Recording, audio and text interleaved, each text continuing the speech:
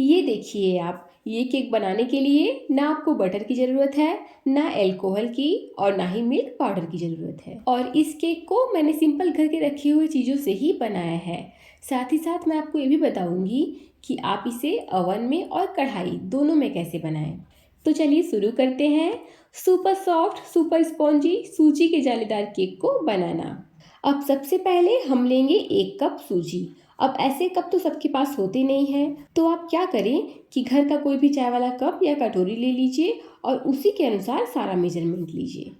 अब यहाँ पर सूजी केक को बनाने के लिए हमें फाइन वाली सूजी की ज़रूरत होगी, पर फाइन सूजी तो आसानी से मार्केट में मिलती नहीं है, इसीलिए मैं आपको नॉर्मल सूजी से केक को बनाना बता रही हूँ। यहाँ पर 1 कप सूजी के साथ मैं ले रही हूँ आधा कप चीनी।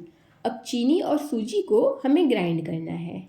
अब इन दोनों को हम हल्का सा बारीक कर लेंगे, जिससे कि जो केक का टेक्सचर है वो बहुत बढ़िया आएगा।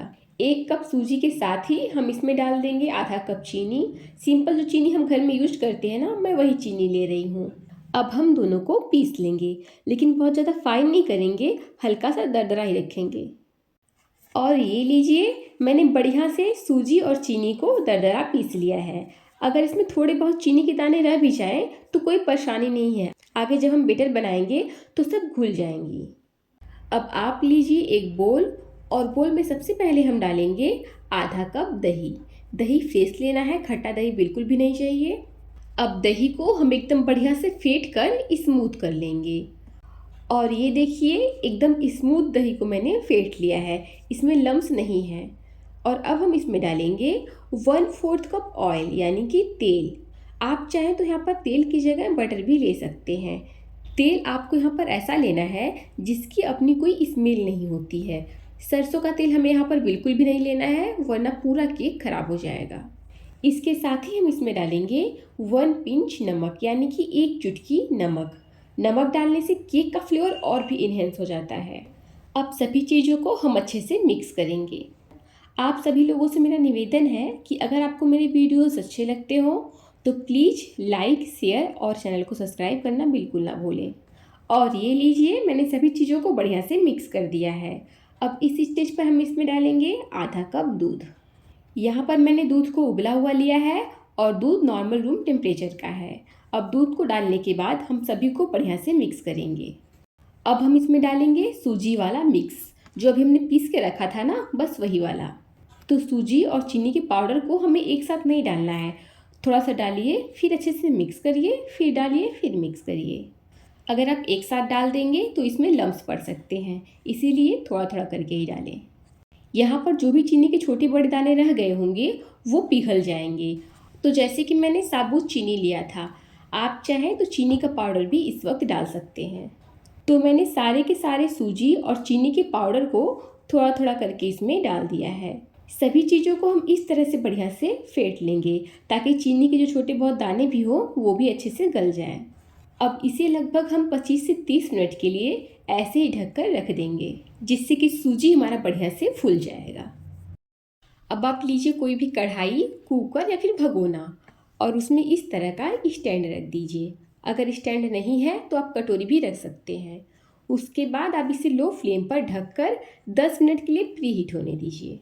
अगर आप इस केक को ओवन में बनाना चाहते हैं तो कन्वेक्शन मोड पर 180 डिग्री सेल्सियस पर 10 मिनट के लिए इसे प्रीहीट कर लीजिए।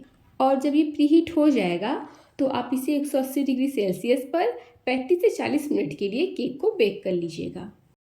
तो जब भी आप केक बनाने जा रहे हैं, सबसे पहले तैयार कर लीजिए केक टिन। तो केक टिन को मैंने इस तरह से तेल से ग्रीस कर लिया है। साथ ही मैं यहाँ पर ले रही हूँ बटर पेपर। आपके पास हो तो लगा दीजिए, या फिर जब आप टिन को तेल से ग्रीस करेंगे उसी टाइम उस पर हल्का सा मैदा छिड़क दीजिए। उसके बाद बेटर को उसमें पोर कर दीजिए। यहाँ पर मैं साइड में भी बटर पेपर लगा ले रही हूँ ताकि इसे डीमोल्ड करना आसान हो जाए। तो बस केक टिन हमारा तैयार है। तो करीब 30 मिनट हो चुके हैं। अब हम बेटर को चेक कर लेते हैं। ये आप देख सकते हैं सूजी बढ़िया से फूल गई है और बेटर भी ऐसे गिराने पर थोड़ा सा गाढ़ा लग रहा है। तो इसको एडजस्ट करने के लिए मैं इसमें डाल रही हूँ 2 बड़े चम्मच दूध। दूध को डालकर आप इसे बढ़िया से फिर से एक बार मिक्स कर लीजिए। ये देखिए, बिल्कुल परफेक्ट बेटर हमारा बन करके तैयार हो गया है। ना ज़्यादा गाढ़ा है और ना ही ज़्यादा पतला है। अब इस स्टेज पर फ्लेवर के लिए मैं इसमें डाल रही हूँ 1 छोटी चम्मच वनीला एसेंस। वनीला एसेंस से इसमें बहुत ही बढ़िया फ्लेवर आता है। अगर आपके पास हो तो ज़रूर डालें, नहीं है तो आप इसमें इलायची का पाउडर भी डाल सकते हैं। यहाँ पर मैंने लिया है लगभग 3 बड़े चम्मच के करीब multi colour tutti frutti. Tutti frutti को जब हम ऐसे डालते हैं तो कई लोगों की शिकायत होती है कि टूटी फ्रूटी केक के नीचे बैठ गया, बीचों बीच नहीं आया है। तो इसके लिए एक ट्रिक है कि जब भी आप केक में टूटी फ्रूटी डालें उसमें आटा या मैदा डाल दें। तो यहाँ पर मैंने करीब 3 चम्मच टूटी फ्रूटी के लिए 1 चम्मच मैदा लिया है। इससे क्या होगा कि ये नीचे तली में बैठेगी नहीं और केक के बीच बीच में आएगा। तो बस इस तरह से टूटी फ्रूटी को मैदे से कोट कर लेने के बाद हम इसे बैटर में डाल देंगे। इस तरह से इसे भी कर दीजिए मिक्स। अगर आपके पास टूटी फ्रूटी नहीं है तो आप यहाँ पर ड्राई फ्रूट्स भी डाल सकते हैं या फिर केक को प्लेन भी रख सकते हैं। अब यहाँ पर हम इसमें डालेंगे 1 टीस्पून बेकिंग पाउडर और half tea spoon baking soda यानी कि खाने वाला सोडा। अब सभी चीज़ों को हम हल्के हाथों से मिक्स करेंगे और मिक्स करने के बाद हम तुरंत केक को बेक करने के लिए रख देंगे। अब यहाँ पर हम केक टिन लेंगे जो हमने पहले से बटर पेपर लगा करके तैयार किया था। अब इसमें हम कुछ टूटी फ्रूटी डाल देंगे और फिर टूटी फ्रूटी डालने के बाद हम सारा बेटर इस तरह से टिन में पोर कर देंगे। तो यहाँ पर मैंने सारा बेटर टिन में डाल दिया है। अब बेटर के ऊपर भी हम थोड़ा सा टूटी फ्रूटी डालकर इसकी गार्निशिंग करेंगे ताकि केक देखने में अच्छी लगे। यहाँ पर बेटर पूरी तरह से बेक होने के लिए तैयार है। तो यहाँ पर कढ़ाई अच्छे से प्रीहीट हो चुका है। अब इस तरह से हम स्टैंड के ऊपर केक टिन को रखेंगे और ढक्कन लगाकर इसे हम लो फ्लेम पर ही 40 से 50 मिनट तक बेक करेंगे। टाइम ऊपर नीचे हो सकता है, ये डिपेंड करता है कि आपने जो कढ़ाई ली है वो कितनी भारी है और गैस का फ्लेम कैसा है।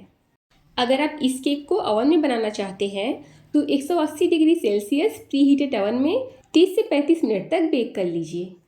तो लगभग 40 मिनट हो चुके हैं। अब हम केक को चेक कर लेते हैं। अब ये पका है या नहीं, इसे चेक करने के लिए आप एक टूथपिक या नाइफ से इस तरह से चेक करके देखिए।